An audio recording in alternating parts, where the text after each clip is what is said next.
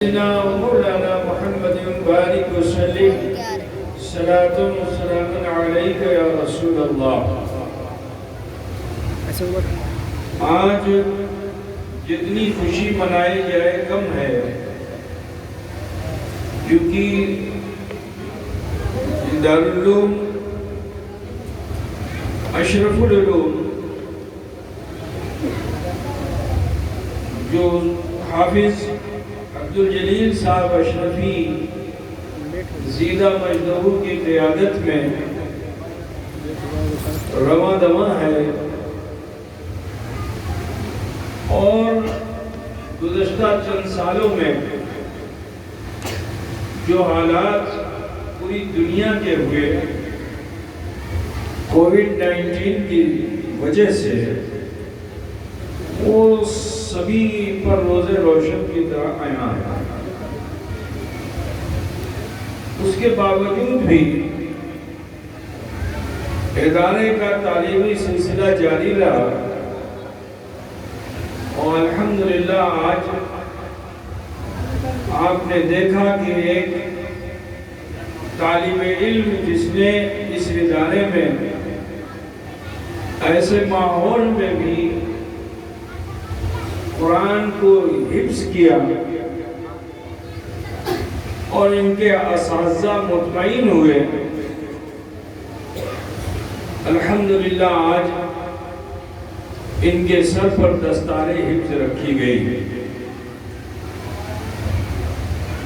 دعا کرتا ہوں اللہ تبارک و تعالی انہیں بھی اور تمام طلباء علوم دینیہ علم دین کے حصول میں لگے ہوئے ہیں، اللہ تبارک و تعالی ان سب کو اپنے اپنے مقاصد دینی میں کامیابی و کامرانی عطا فرمائے، اور مستقبل قریب میں ادارے حاضہ کو دن دگنی رات چوگنی ترقی عطا فرمائے۔ ان تمام اراکین، معاونین، محبین، مخلصین کے لیے بھی دعا گو ہوں جنہوں نے اس ادارے کی ترقی میں کوشاں رہے اور مشکل وقت میں بھی دین کے اس قلعے کو فراموش نہیں کیا۔ اللہ تعالیٰ ان سب کو بھی جزائے دارین عطا فرمائے۔ بہرحال وقت بھی کافی ہو چکا ہے، تو لہذا زیادہ لمبی چوڑی گفتگو نہیں کرنی ہے، بس میں نے جس آیت کریمہ کو ذکر عنوان کیا ہے اسی کے سہارے کچھ باتیں عرض کر کے رخصت ہو جانا ہے۔ آپ حضرات سے معلوم کرنا ہے کہ کیا آپ تمامی خواتین و حضرات سننے کے موڈ میں ہیں، سننا چاہتے ہیں؟ آج اللہ کا شکر ہے کہ یوں تو جلسہ آنگن میں ہوتا تھا، صحن میں ہوتا تھا، آپ آتے تھے باہر ہی سے مدرسہ دیکھ کر چلے جاتے تھے، لیکن آج اللہ تعالیٰ نے رحمت کی برسات اس لیے کرا دی تاکہ آپ مدرسے کی عمارت کو اندر سے بھی دیکھ سکیں۔ الحمدللہ یہ شاندار حال جس میں آپ بیٹھے ہوئے ہیں، اور علماء ملت اسلامیہ اور شورائے اسلام کے ذریعے آپ نے دعوت حق سماعت فرمائی، اللہ تعالی ہمیں آپ سب کو ہدایت کی توفیق رفیع عطا فرمائے۔ پروردگار عالم ارشاد فرماتا ہے وَلَسَوْفَ يُعْطِيكَ رَبُّكَ فَتَرْضَىٰ، ان قریب ہے محبوب آپ کا رب آپ کو ایسی ایسی نعمتیں عطا فرمائے گا کہ آپ راضی ہو جائیں گے۔ ازل سے لے کر ابد تک حضور کی بس ایک ہی خواہش ہے، اور وہ تمنا کیا ہے کہ اللہ میری امت کو میرے لیے ہبہ فرما دے۔ جب تک آپ قرب خاص میں تھے لب کشا نہ ہوئے تھے، لیکن وہ علیم و خبیر رب العالمین اپنے حبیب کی خواہشات کو جانتا ہے. یہی وجہ تھی کہ عالم کی تخلیق فرمانے کے لیے رب تعالی نے ارشاد فرمایا کن. کیا ارشاد فرمایا؟ کن، ہو جا. فیکون فرمانا تھا کہ ہو جا. مخلوق تخلیق ہو گئی اور عالم ارواح ہی میں تھے تمام مخلوقات کی روحیں جمع تھیں. اللہ تعالیٰ نے ان سے ایک پرشن بھی کر لیا. اور پرشن کیا کیا؟ الست بربکم. اب دیکھیے وجود ہوا، علم کی ابتدا ہو گئی، جاننے نہ جاننے کی ابتدا ہو گئی، ابھی وجود ہوا. رب نے کیا فرمایا؟ الست بربکم، کیا میں تمہارا پروردگار نہیں؟ تو اب جو جاننے والا ہوگا جواب تو وہی دے گا نا. جو جاننے والا نہیں ہو تو جواب نہیں دے سکتا. تو وہ روحیں جو جمع ہوئی تھی وہ نہ جاننے والی تھی، لیکن انہی نہ جاننے والی روحوں میں ایک روح ایسی ہے کہ جو خدا کی خدائی سے خوب واقف ہے، اس کی کبریائی سے خوب واقف ہے. اور رب نے فرمایا الست بربکم، کیا میں تمہارا پروردگار نہیں؟ تو جانتے ہو وہ کہ جو ابھی ارمان کو دلوں میں سجائے بیٹھا تھا، بول پڑی وہ ذات بھلا کیوں نہیں کیوں نہیں. تو معلوم کیا ہوا؟ اللہ عالم الغیب والشہادہ ہے اور سارے کا سارا علم اسی کے پاس ہے. لیکن اللہ رب العزت نے کسی مخلوق کو وہ علم نہیں عطا فرمایا جو علم جناب محمد رسول اللہ کو. عزیز بلا کہنا تھا کہ سب نے بلا کہہ دیا. ایک بات مجھے بتائیے، یہ مدرسہ ہے، دارالعلوم ہے، یہاں چند بچے مل کر بیٹھ کر پڑھتے ہیں. اب انہی بچوں میں سے کوئی ایک بچہ اپنے استاذ کے سوال کا جواب دے دے تو بولو اس کو فخر ہوگا کہ نہیں ہوگا؟ اس کو فخر ہوگا کہ نہیں ہوگا؟ لیکن ہم سب کے آقا و مولا جناب محمد رسول اللہ صلی اللہ علیہ وسلم کو اللہ تعالیٰ نے چنین و چنا دے دیا، زمین و زماں دے دیا، مکین و مکہ دے دیا، سارا جہاں دے دیا. لیکن وہ رحمت دو عالم ہے جو فرماتے ہیں لا فخر علی، لا فخر علی، یہ سب کچھ مجھے رب نے دیا ہے لیکن اس پر مجھے فخر نہیں. آپ کو سمجھ رہے ہیں؟ علم والا علم حاصل کرے اسے فخر ہوگا کہ نہیں ہوگا؟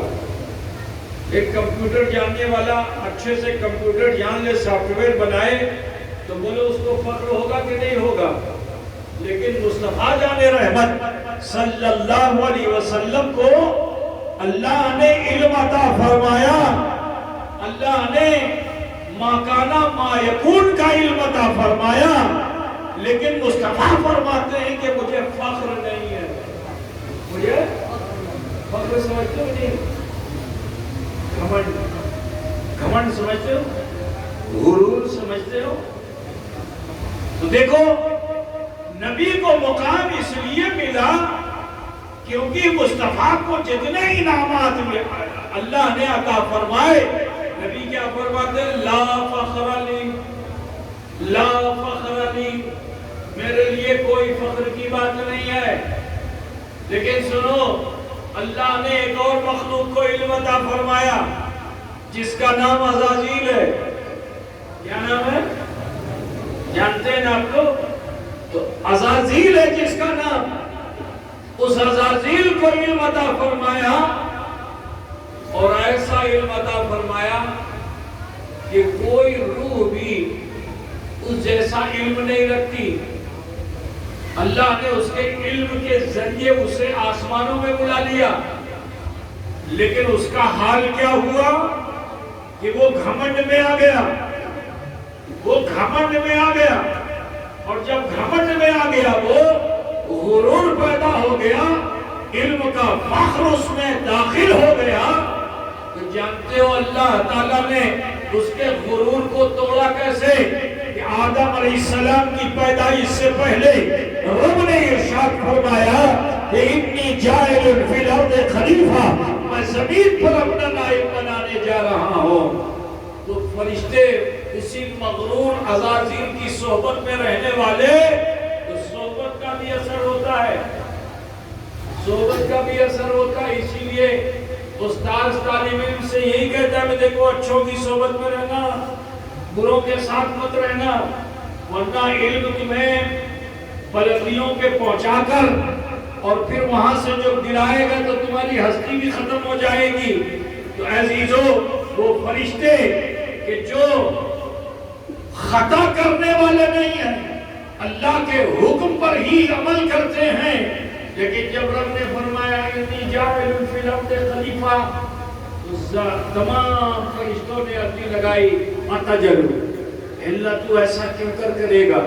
فیہا من یفسد و یسفک الدماء۔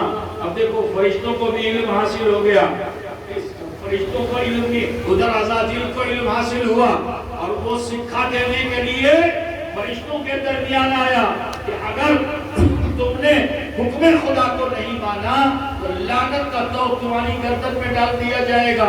اس کا علم پہنچانے فرشتوں کے درمیان پہنچا۔ اب وہ فرشتے، انہیں بھی علم جب حاصل ہوا تو رب نے جب فرمایا کہ انی جاعل فی الارض خلیفہ، میں زمین پر اپنا نائب بنانے جا رہا ہوں، تو ان فرشتوں نے اپنے علم کے اثر میں کیا کہا؟ اتجل، اے اللہ تو ایسا کیوں کرے گا؟ فیہا من یفسد و یسفک الدماء، وہ تو آپس میں جھگڑیں گے، خون خرابہ کریں گے۔ نحن نسبح بحمدک و نقدس لک، اے اللہ ہم تو تیری تسبیح بیان کرنے والے ہیں، تیری پاکی بیان کرنے والے ہیں۔ تو اللہ نے ان فرشتوں کو غرور تک پہنچنے نہ دیا، کہا اے فرشتوں تم سی فرشتے ہو، غرور کی دنیا میں مت جاؤ، تکبر کی دنیا میں مت جاؤ، انی عالم ما لا تعلمون، جو میں جانتا ہوں وہ تم نہیں جانتے، جو میں جانتا ہوں وہ تم نہیں جانتے۔ اب پھر اللہ تعالیٰ نے حکم دیا کہ فرشتوں مجسمہ آدم تیار کرو۔ آپ و پھر کی منزل سے آدم گزرے، مجسمہ تیار ہوا، روح ڈالی گئی، تو اوبیڈینٹ فرشتوں کو اللہ نے کیا حکم دیا؟ رب تعالیٰ ارشاد فرماتا ہے کہ وَإِذْ قُلْنَا لِلْمَلَائِكَةِ اسْجُدُوا لِآدَمَ فَسَجَدُوا إِلَّا إِبْلِيسَ۔ اللہ ارشاد فرماتا ہے یہ بچے نے قرآن پورا حفظ کیا ہے، سمجھ رہے ہیں آپ؟ یہ سب قرآن میں جو میں آپ کو بیان کر رہا ہوں، بتا رہا ہوں۔ وَإِذْ قُلْنَا لِلْمَلَائِكَةِ اسْجُدُوا لِآدَمَ فَسَجَدُوا إِلَّا إِبْلِيسَ۔ اللہ ارشاد فرماتا ہے کہ جب ہم نے فرشتوں کو حکم دیا کہ آدم کو سجدہ کرو، سب نے سجدہ کیا مگر ابلیس نے نہیں کیا۔ انہوں نے سجدہ اس لیے کر لیا کیونکہ اللہ نے ان کے غرور کو ختم کر دیا، کہا غرور کے قریب بھی مت جانا، مغرور مت بننا، میرے حکم کے تابع رہنا۔ فرشتے تو تابع ہو گئے، بلندیاں پا گئے، لیکن انہی کا معلم ہے کہ وہ غرور کی دنیا میں آیا، اور جب وہ غرور کی دنیا میں آیا تو اس نے سجدہ کرنے سے انکار کر دیا۔ کس کا سجدہ؟ اللہ کا سجدہ یا آدم کا؟ اللہ کا سجدہ تو اس نے اتنا کیا کہ زمین کا کوئی حصہ بچا ہی نہیں، چپے چپے پہ اللہ کا سجدہ کیا۔ تو سجدہ کرنے میں اس جیسا ساجد کوئی نہیں تھا، لیکن اللہ نے جسے سجدہ کرنے کا حکم دیا تو اس نے انکار کر دیا. اور کیا کہہ کر انکار کیا جانتے ہو آپ لوگ؟ یہ دیکھو غرور ہے. جب انسان گھمنڈ میں ہوتا ہے، انا میں ہوتا ہے، تو اس کی ایگو بیدار ہو جاتی ہے، انا بیدار ہو جاتی ہے. اور جب اس کی انا بیدار ہوتی تو کیا کہتا ہے؟ میں ہوں. تو سنو، اس عزازیل نے اللہ سے عرضی کیا لگائی کہ اے اللہ تو نے مجھے آگ سے پیدا کیا، خلقتنی من نار. اے اللہ تو نے مجھے آگ سے پیدا کیا اور جس کی طرف تو مجھے جھکا رہا ہے، سجدے میں بھیج رہا ہے، یہ تو مٹی کے بنے ہوئے ہیں، یہ تو مٹی کے بنے ہوئے ہیں. میری خاصیت بلند ہے، بلند والا جو ہو پستی کی طرف کیسے جائے گا؟ میرے پیارے، جانتے ہو اس کا یہ عمل اس کے لیے کیسا ہوگا؟ اتنا علم رکھنے کے باوجود بھی جب بے عمل ہو گیا اللہ نے اسے مردود کر دیا. ابا واستکبر وکان من الکافرین، اس نے انکار کیا اور وہ کافروں میں سے تھا. میرے عزیز، ان تمام حالات سے دنیا گزر رہی تھی اور میرے مصطفیٰ تھے کہ جو اپنے رب کی بارگاہ میں بس دل ہی دل ایک عرضی لگائے جا رہے تھے کہ رب حبلی امتی، رب حبلی امتی. اے اللہ تو میری امت کو میرے لیے ہبہ فرما دینا، میرے لیے ہبہ فرما دے. عزیزو، جب تک آپ عالم ازل میں تھے دل ہی دل دعا کرتے رہے، لیکن جب اس خاکدانی گیتی پہ جلوہ فکن ہوئے، بس شکل انسان،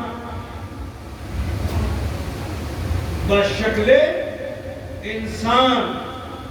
اور انسان وہ ہوتا ہے جس کے لیے نطق لازم ہے. نطق جو ہے انسان کے لیے لازم ہے. نطق سمجھتے کہ نہیں سمجھتے؟ بولنا لازم ہے. جو دل میں ہے وہ رکھو نہیں، اظہار کرو، چھپا کے رکھنا نہیں. بولنا لازم ہے. تو میرے نبی جب اس دنیا میں تشریف لائے تو آپ نے سجدے میں سر دیا اور جو دل میں تھا اسے زبان میں لائے. سبحان ربی الاعلیٰ کی تسبیح نہیں کی بلکہ اللہ سے عرضی لگاتے ہیں رب حبلی امتی، رب حبلی امتی. اے اللہ میری امت کو میرے لیے ہبہ فرما دے. تو جانتے ہو ادھر سے فرمان کیا آیا؟ لولا کلمہ خلقت الافلاک والارضین. اے حبیب، اگر آپ کو پیدا نہ کرتا تو نہ آسمان بناتا نہ زمین بناتا. تو فاضل بریلوی اسی لیے تو کہتے ہیں کہ زمین و زماں تمہارے لیے، مکین و مکہ تمہارے لیے، چنین و چنا تمہارے لیے، اور بنے دو جہاں تمہارے لیے. یہ سلسلہ جاری رہا. زیادہ لمبی بات کرنا نہیں چاہتا. سلسلہ جاری رہا.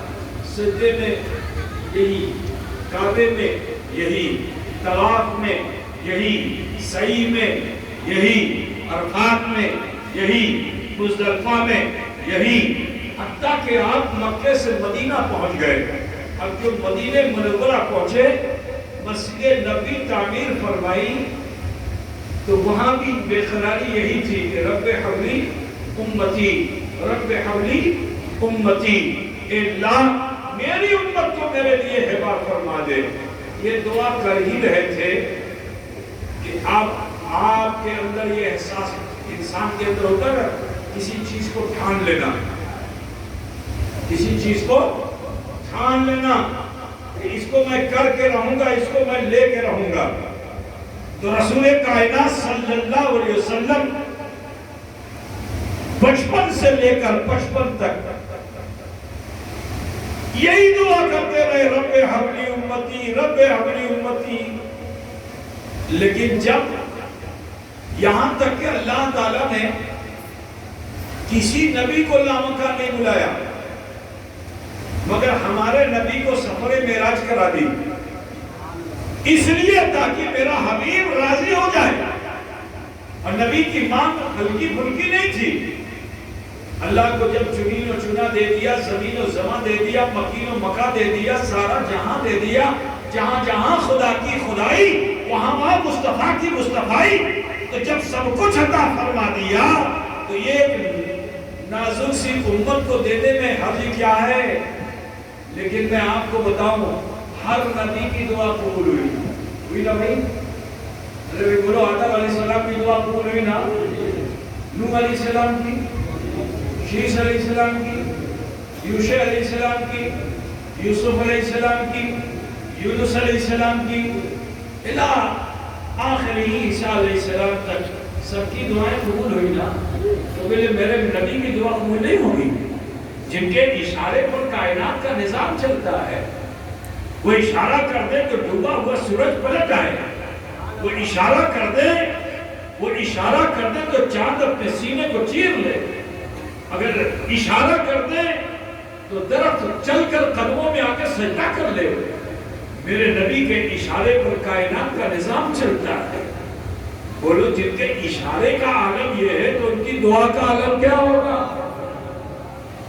سب کی دعا قبول ہو رہی ہے، میرے نبی کی یہ دعا کیوں نہیں قبول ہو رہی ہے؟ اس کی ایک وجہ ہے، وہ وجہ بھی بتا دوں، کیونکہ قرآن پاک میں اللہ تعالیٰ نے ارشاد فرمایا کہ وَأَقِيمُوا الْوَزْنَ بِالْقِسْطِ،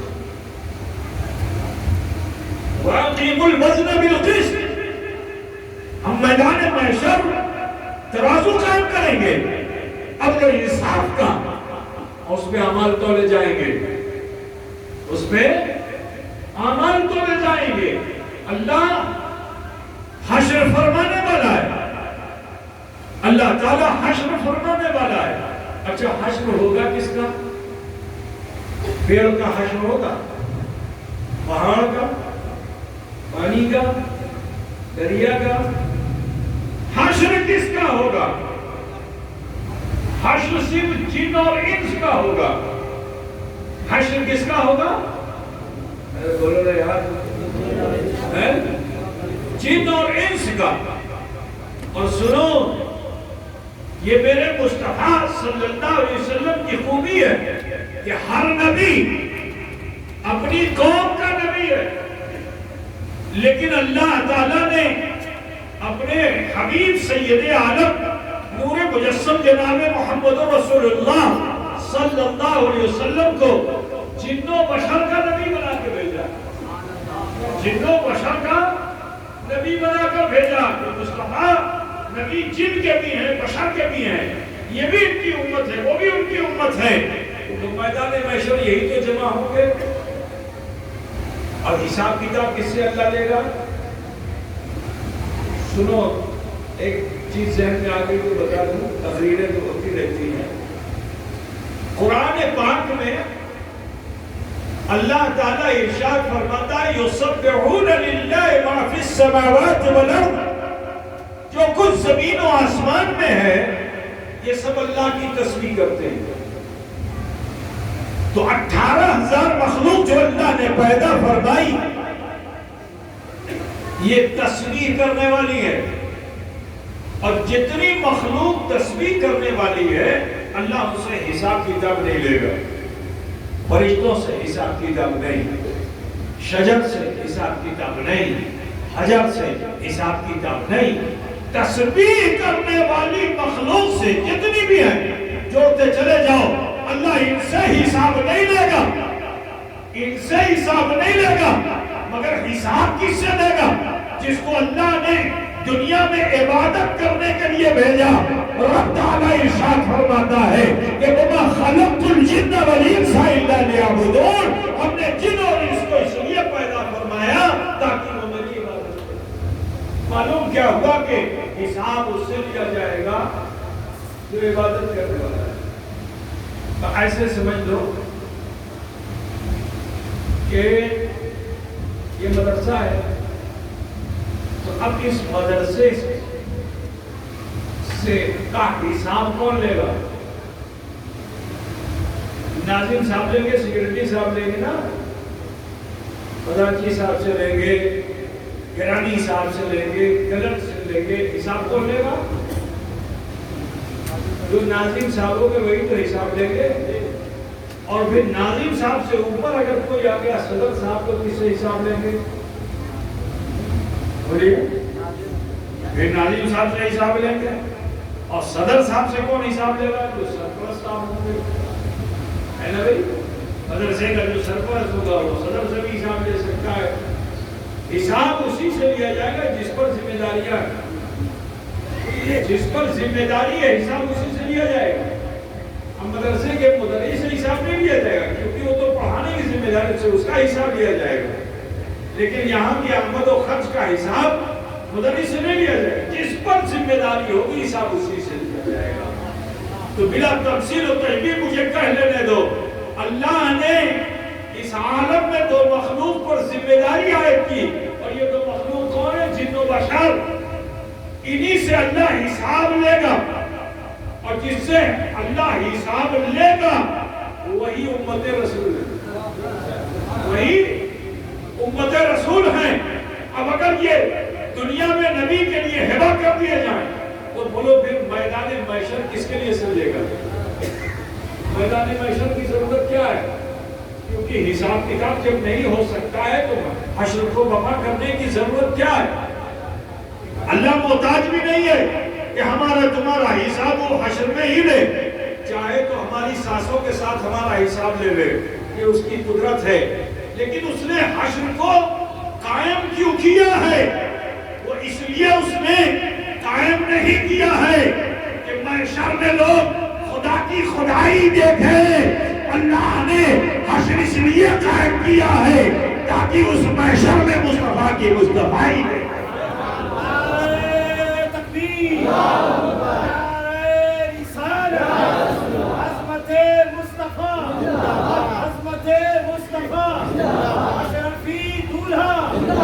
یہی وجہ ہے کہ مکے سے مدینے نبی چلے آئے مانگتے مانگتے کہ اللہ امت ہبا کر دے، امت ہبا کر دے، امت ہبا کر دے، مگر اللہ دے نہیں رہا ہے۔ لامقام پہنچا دیا، آسمانوں کی سیر کرا دی، ٹھیک ہے، کعبے میں تھے، بیت المقدس دکھا دیا، 1,24,000 کم و بیش انبیاء کرام کی جسم و جسمانیات کے ساتھ امامت کرا دی، تمام رسولوں نبیوں کا امام بنا دیا، آسمانوں پہ لے گیا رب، جہاں جبریل ٹھہرے اس سے بھی آگے لے گیا رب، وہاں لے گیا جہاں نہ وہاں ہے نہ یہاں ہے، لامکان لے گیا، قرب حق دیا۔ تو دیکھو اگر مصطفیٰ کے پاس فخر ہوتا تو ہمیں کچھ نہیں ملتا، لیکن نبی کو انعامات ملتے چلے گئے اور مصطفیٰ فرماتے رہے اللہ نے یہ دیا لا فخر لی، اللہ نے یہ دیا لا فخر لی، لا فخر لی، یہاں تک کہ قرب حق مل گیا۔ قرآن کہہ رہا ہے ما زاغ البصر وما طغى، نہ پلک جھپکی نہ آنکھ، نہ پلک جھپکی نہ آنکھ بھائی، اس طرح رب کا دیدار کیا، لیکن مصطفیٰ کا فرمان کیا ہے؟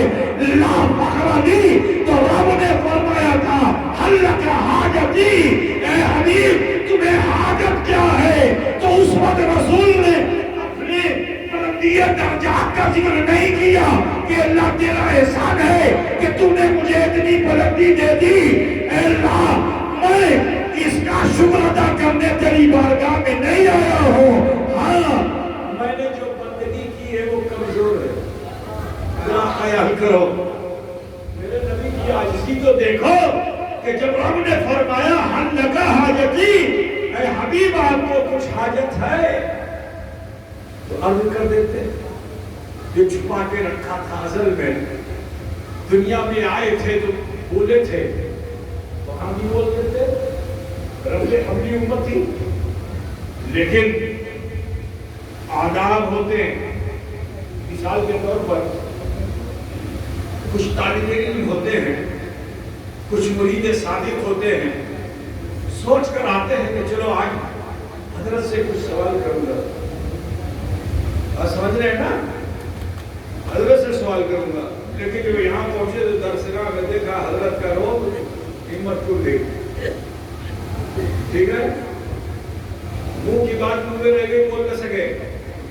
ایسا ہوتا ہے کبھی کبھی اسٹوڈنٹ جو ہے، بتاؤ بھائی، کچھ مرید ہوتے جو پیر صاحب کے پاس آتے ہیں تو میں حضرت سے چل کے اپنی بات کہوں گا، لیکن 4 گھنٹہ بیٹھے رہتے بات نہیں کر پاتے اور پھر وہ واپس چلے جاتے ہیں.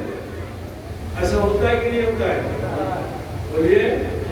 تو یہ استاد ہے، یہ پیر صاحب ہیں. ذرا سوچئے، وہ تو رب کا معاملہ ہے کہ رب الارباب کی بارگاہ میں اور وہ دیدار کی بارگاہ میں کون ہے؟ مصطفیٰ جان رحمت. اب وہاں رب ارشاد بھی فرما رہا ہے. میرے پاس کوئی میرا مرید آئے تو اس سے بولے تمہیں کوئی حاجت تو بولے کہ نہیں بولے گا؟ ہاں وہ گھر میں بڑی پریشانی ہے.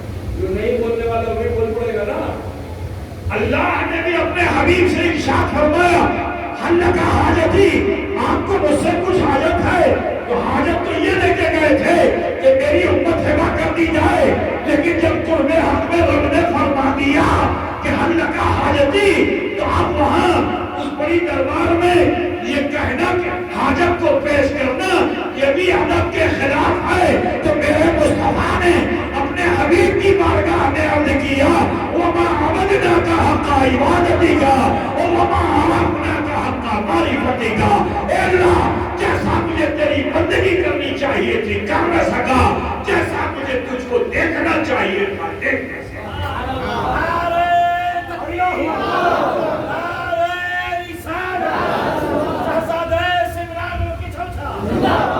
تو اللہ فخر کو پسند نہیں کرتا، لیکن اللہ عاجزی کو پسند کرتا ہے.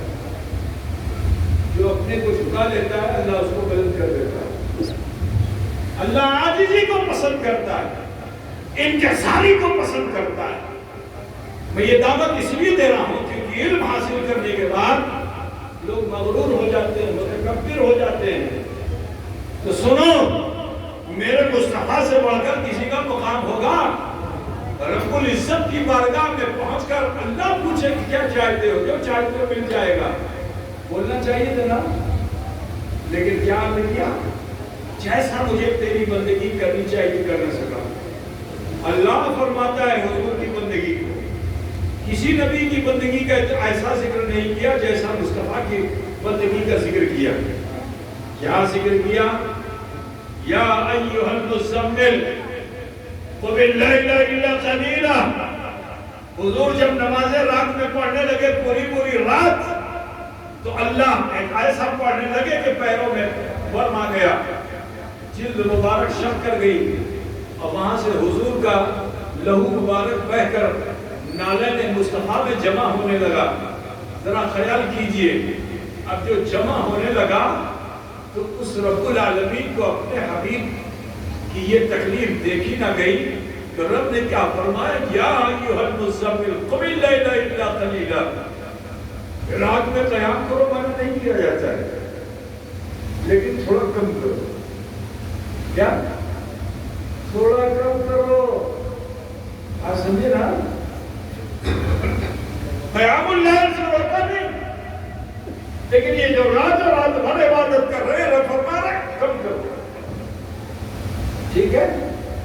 اور آگے بھی اگر اس پہ بیان کیا بڑی لمبی گفتگو ہو جائے گی. بہرحال اتنا کہنا یہ ہے کہ جس کی عبادت ایسی ہو کہ خدا اس عبادت میں تخفیف کرائے. اور نبی کیا فرماتے ہیں؟ وَمَا عَبَدْنَاكَ حَقَّ عِبَادَتِكَ اِلَّا، جیسا مجھے تیری بندگی کرنی چاہیے تھی میں کر نہ سکا. خیال کرو مسلمانوں. اور حضور جیسا اللہ کو کون دیکھے گا؟ ٹھیک ہے نا؟ اور رسول پاک کیا عرض کرتے ہیں؟ وَمَا عَرَفْنَاكَ حَقَّ مَعْرِفَتِكَ. آج کل تو جس کو ایک رومال مل جائے درگاہ کا بھی تو وہ بھی اپنے کو صوفی کہتا ہے. آج سمجھے نا؟ درگاہ گیا وہاں کی ایک چادر اگر خادم صاحب نے اس کے سر پہ باندھ دی تو وہ سمجھتا ہے کہ میری معراج ہو گئی. نماز چھوڑ دیتا ہے، بالکل بے نمازی ہو جاتا ہے اور کہتا ہے میں تو معرفت والا ہوں، میں تو بڑا معرفتی ہوں. ارے میاں معرفتی نہیں، مار پڑتی ہے. دنیا میں بھی مار پڑے گی، قبر میں جاؤ گے تو وہاں بھی پڑے گی، اور اٹھو گے تو پھر پڑے گی. سمجھے نا؟ تو یہ کیا ہے؟ لیکن میرے نبی سے بہتر معرفت حاصل کرنے والا کون؟ مگر رسول کائنات فرماتے ہیں وَمَا عَرَفْنَاكَ حَقَّ مَعْرِفَتِكَ، جیسا مجھے تجھے دیکھنا چاہیے تو میں دیکھ نہ سکا۔ اللہ کو اپنے احاطے میں کوئی لا سکتا ہے؟ اللہ کو کوئی اپنی نگاہوں کے احاطے میں لا سکتا ہے؟ بولیے۔ حضور نے اپنی شان رسالت کے حساب سے دیکھا، لیکن صحیح معنوں میں جیسا دیکھنا چاہیے تھا مصطفیٰ بھی دیکھ نہ سکے۔ اظہار حقیقت فرماتے ہیں کہ وَمَا عَرَفْنَاكَ حَقَّ مَعْرِفَتِكَ، جیسا مجھے تجھ کو دیکھنا چاہیے تو دیکھ نہ سکا۔ اللہ اتنا راضی ہو گیا، اتنا راضی ہو گیا کہ اے حبیب لو، اے حبیب لو، آپ کو بھی دیتا ہوں اور آپ کی امت کو بھی دیتا ہوں، ایسا تحفہ دے رہا ہوں کہ جسے میں نے کسی نبی کو دیا وہ بھی ایک دو دیا، لیکن آپ سے اتنا راضی ہو گیا ہوں کہ اب آپ کو 50 تحفے دیتا ہوں، یہ آپ کی امت کے لیے بھی ہے اور آپ کے لیے بھی ہے۔ ذرا خیال کیجئے وہ تحفہ کیا ہے؟ بولو، زور سے بولو، نماز۔ وہ تحفہ نماز ہے۔ احسان حضرت موسیٰ علیہ السلام کا کہ انہوں نے 50 کو 5 کروا دیا۔ اب یہاں ایک بات اور بھی بتاؤں، حضور کا اختیار دیکھو۔ معراج میں اللہ نے حضرت جبریل کو بھیجا تھا نا، آپ آئے تھے اور مکے سے، کعبے سے بیت المقدس لے گئے، آسمانوں میں لے گئے، سدرۃ المنتہا کو لے گئے، وہاں تک ساتھ رہے، ٹھیک ہے نا، پہلی مرتبہ۔ لیکن حضور اس رات جو معراج ہوئی تھی حضور کی، آپ نے اللہ کا دیدار کتنی مرتبہ کیا معلوم ہے؟ ارے بولو بھائی، کتنی مرتبہ کیا؟ بولو،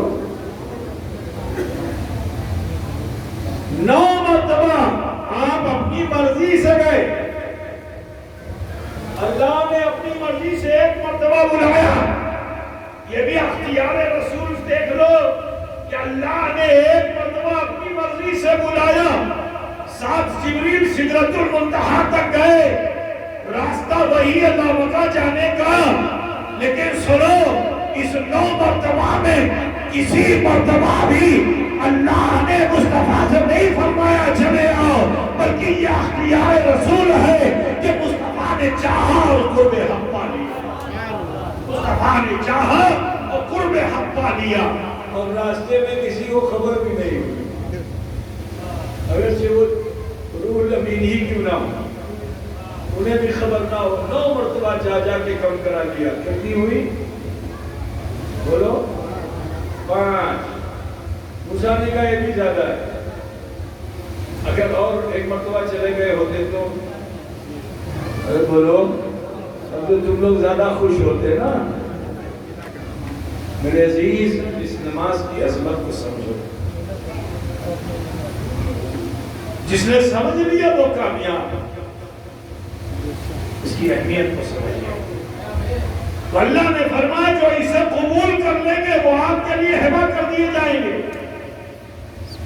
اب سنو، کتنا پرسنٹ ہے نمازی کا؟ کتنا پرسنٹ ہے نمازی کا؟ اللہ نے تو اصول بتا دیا، وہی ہبہ ہوں گے جو نمازی ہوں گے، جو نمازی ہوں گے وہی ہبہ کر دیے جائیں گے آپ کے لیے۔ اب تو حضور کو خوش ہو جانا چاہیے تھا، لیکن اس کے باوجود حضور خوش نہیں ہوئے۔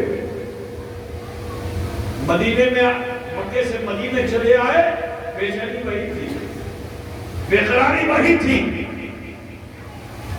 اب جب مدینے میں اسی بے قراری کو لے کر آپ راتوں رات قیام اللیل فرماتے، ایک دن آپ نے عہد کر لیا، مجھے تو اللہ کو منانا، اور جب تک میرا رب راضی نہیں ہوگا اس وقت تک میں گڑے دولت سے ہٹوں گا نہیں۔ جانتے ہو، بغیر کسی کو بتائے ہوئے بھائی آیت کریمہ کا شان نزول بیان کر کے بات کو ختم کر دوں گا، سنیں گے بھائی؟ کسی کو خبر نہیں دی، اور اللہ کے رسول خاموشی سے مسجد نبی سے کاشان نبوت سے نکل گئے، کسی کو پتہ نہ چلا۔ ازواج مطہرات کو بھی خبر نہیں ہوئی۔ جب چند گھنٹے حضور نظر نہیں آئے تو ساری ازواج کو بے چینی ہوئی۔ اللہ کے رسول ہیں کہاں، اللہ کے رسول ہے کہاں؟ خبر باہر بھی پھیلی تو صحابہ بھی بے چین ہوئے، حضور ہیں کہاں؟ ایک ایک گھر جا جا کے لوگوں نے معلوم کیا، باغات میں گئے، پہاڑوں پہ گئے کہ حضور کہاں چلے گئے، حتیٰ کہ ایک نہیں 3 دن گزر گیا، اور اس 3 دن میں مدینے کی حالت کیا تھی معلوم ہے؟ انسان تو انسان ہے، جانور اور پرندوں نے بھی نہ پانی پیا تھا نہ کھانا کھایا تھا۔ غم رسول میں، فراق رسول میں چرند و پرند بھی بے چین و بے قرار تھے، نہ انہوں نے پانی پیا، نہ انہوں نے دانا چگا جو جہاں ہے، نہ پرواز کیا جو جگہ ہے، پرندے اسی جگہ پر ساکت ہو کر پروں کو جھکا کر پروں کو ڈال کر بیٹھ گئے، جانوروں نے جگالی کرنا بند کر دیا۔ غم رسول میں اس 3 دن میں مدینے کی یہ حالت تھی، مسلمانوں یہ حالت تھی۔ تلاش یار میں لوگ جگہ جگہ تشریف لے جا رہے ہیں مگر رسول کائنات کی خبر نہیں لگ رہی، حتیٰ کہ تیسرے دن حضرت سیدنا صدیق اکبر، عمر فاروق، عثمان غنی، مولا علی، طلحہ زبیر، سلمان فارسی رضوان اللہ تعالی علیہ مجمعین اور بھی دیگر صحابہ ساتھ میں ہو کر کے تلاش کرتے کرتے شہر سے باہر نکل گئے۔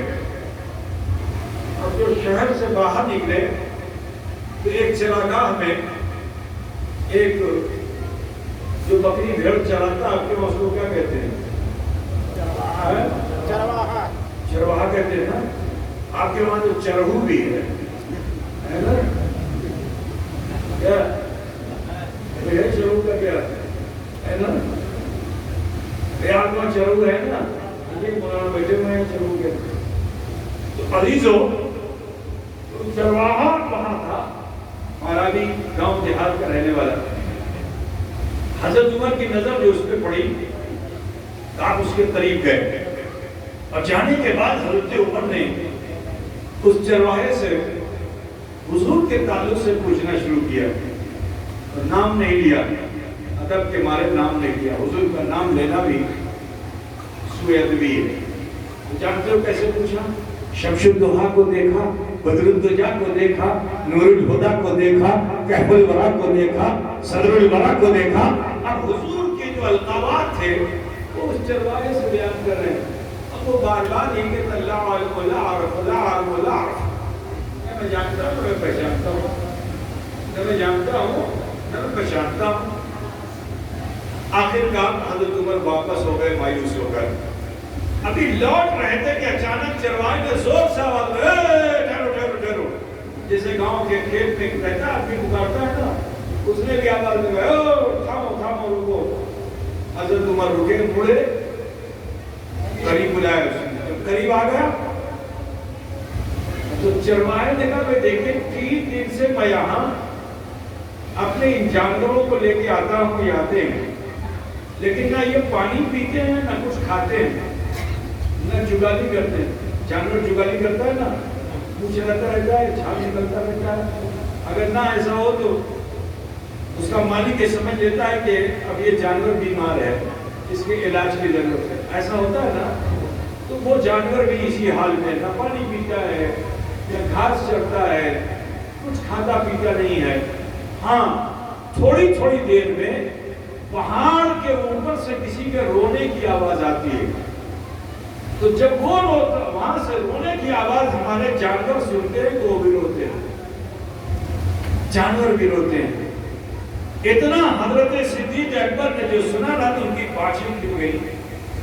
حضرت عمر سے کہا کہ اے عمر ٹھہرو، وہاں کوئی اور نہیں ہے، ہمارے آقا و مولا جناب محمد رسول اللہ صلی اللہ علیہ وسلم ہے۔